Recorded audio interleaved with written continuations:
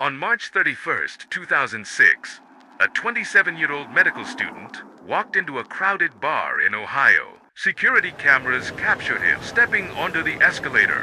He was never seen again. Here was no back door. The only exit was covered by a camera. Yet, Brian Shaffer simply vanished into thin air. Brian Shaffer was a second-year medical student at Ohio State University. To the outside world, he had a perfect life and a loving girlfriend. But deep down, he was struggling. Just weeks prior, he had lost his mother to cancer.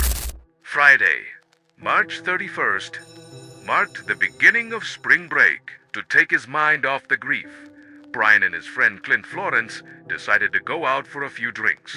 They spent the evening bar hopping around the campus area. At 1:15 a.m., they arrived at their final destination, the Ugly Tuna Saloona.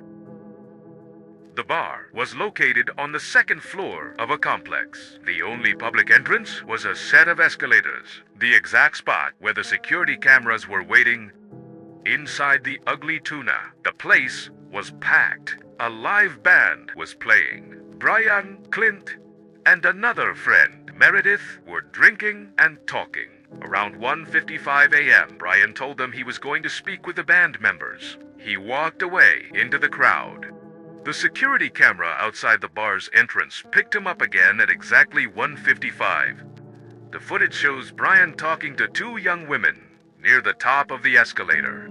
Watch closely. He says goodbye, turns around, and steps back toward the bar's entrance. The camera never catches him leaving, but he never returned to his friends.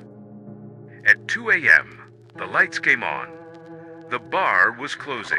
Clint and Meredith waited outside by the escalators, assuming Brian would come out with the rest of the crowd. He didn't. They tried calling his phone. It went straight to voicemail. By Monday morning, Brian had missed his flight to Miami with his girlfriend. That's when panic set in.